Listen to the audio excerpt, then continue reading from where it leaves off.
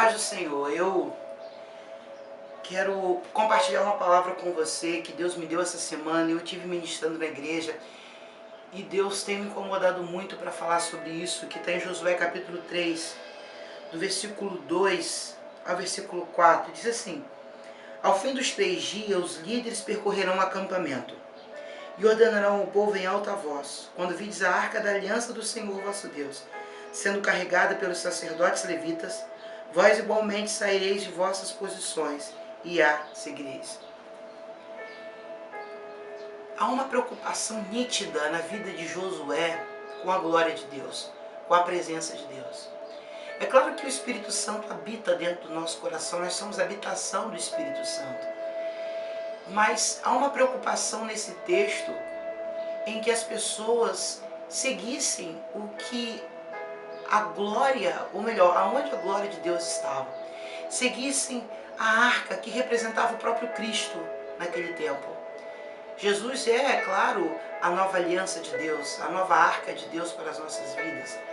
Mas é muito importante você entender junto comigo que nós estamos vivendo dias em que Deus tem movimentado a glória sobre o Brasil. Deus tem movimentado a glória para restaurar a igreja. É interessante aqui que quando verdes a arca sendo movimentada pelos sacerdotes levitas, duas coisas que nós temos que ter dentro do nosso coração e entender.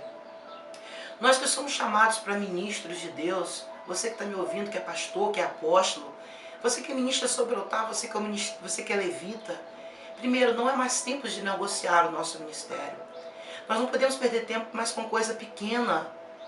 Olha, a gente não pode perder mais tempo mais em criar coisas para atrair pessoas. Nós temos que nos preocupar em atrair a presença de Deus.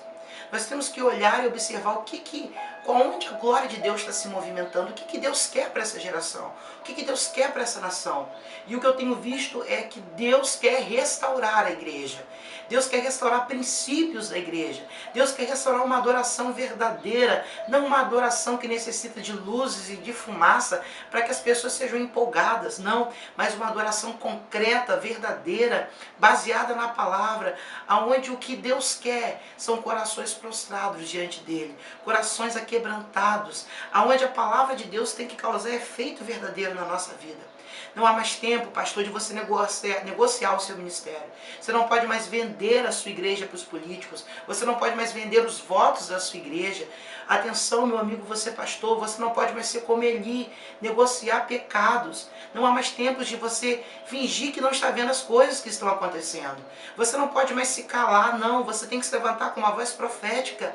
Nós não podemos mais nos calar. Os nossos altares não podem ser mais vendidos.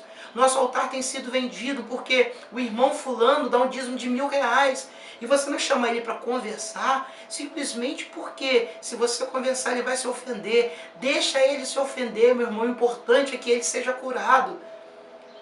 Ô meu amigo pastor, a gente não pode mais parar com essas coisas. Nós temos que ser igreja, nós temos que parar de olhar para coisas pequenas, nós temos que saber que as pessoas são mais importantes do que as coisas.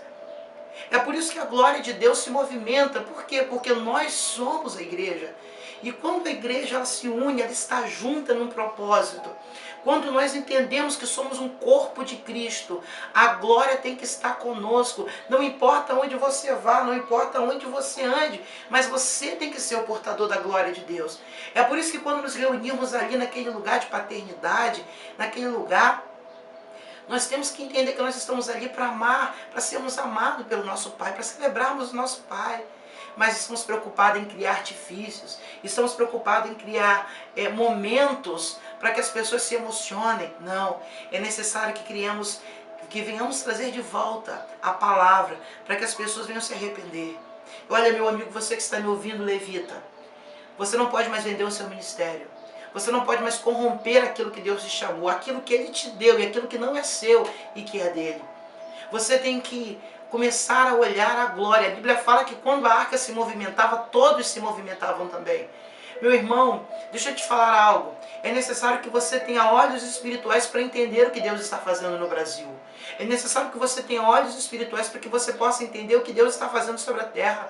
Deus está levantando um povo de um coração verdadeiro, de uma adoração verdadeira. Eu não estou falando aqui de igreja, eu não estou falando aqui de denominação. Eu estou falando aqui de um povo que venha se levantar com o espírito profético para anunciar a essa nação que é tempo de arrependimento.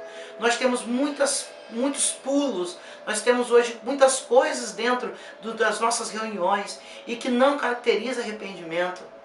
Eu não sou contra a celebração, ao contrário, eu acho que tem que celebrar ao Senhor. Mas muitas das vezes nós estamos focados em comportamentos carnais e esquecemos de ver aquilo que Deus está direcionando. Meu amigo, nós temos que trazer de volta a glória que foi perdida. Deus está chamando uma igreja para restaurar o princípio, as coisas que eram desde o princípio. Nós não podemos perder mais tempo em coisas negociáveis. Você não pode mais ser como Eli, sentado de uma cadeira, sentado na estrutura, preso à estrutura, enquanto você vê os seus filhos se corrompendo. E quando Eli viu tudo isso e se calou, o que aconteceu? Os filhos, levaram a arca e Deus tirou a arca. Hoje, há muitos lugares onde há uma estrutura, onde há um sacerdote, mas não há mais a presença de Deus. Porque a arca foi embora, a glória se foi. Meu irmão, perca tudo, mas não perca a glória. Perca o dízimo, mas não perca a glória. Perca a oferta, mas não perca a glória. E muitas das vezes, você talvez passe por momentos onde pessoas estão indo embora, porque você está trazendo a glória de volta. Mas muitas das vezes é necessário que pessoas vão embora para que a glória venha, para que a presença de Deus volte. Pare de fazer culto para as pessoas, comece a fazer culto para Deus. Não dê aquilo que as pessoas querem, mas aquilo que elas precisam. Esse é o Evangelho de Cristo. Então, meu amigo, essa palavra é direcionada a você, sacerdote, a você, levita. E entenda, você pode saber cantar e não ser chamado para o ministério levítico. Você pode saber tocar e não ser chamado para o ministério levítico. Nós não podemos mais confundir artista com adorador. Nós não podemos mais confundir aquele que canta bem com o adorador. É tempo de nós não negociarmos mais o ministério. Algo que está em nós. É tempo de nós não negociarmos mais aquilo que Deus nos deu. Por isso, eu quero orar com você. Pai, eu quero colocar diante de Ti essa pessoa que está me ouvindo nesta manhã. E eu sei que o coração dela está queimando com essa palavra.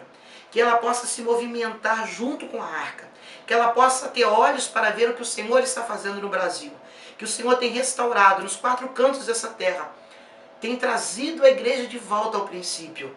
Então, Pai, eu quero colocar diante de Ti esse coração, essa vida. Nós não podemos mais brigar por microfones. Nós não podemos mais sair da igreja de cara feia simplesmente porque nós não recebemos uma oportunidade.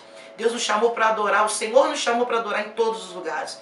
Pai, nós temos que criar altares em nós. Porque quando temos altares pessoais, não precisamos ser vistos por homens. Eu quero colocar diante de Ti esse líder e este levita que está me ouvindo, este irmão. Em nome de Jesus. E olha, eu creio que Deus irá movimentar a sua vida. Saia do raso.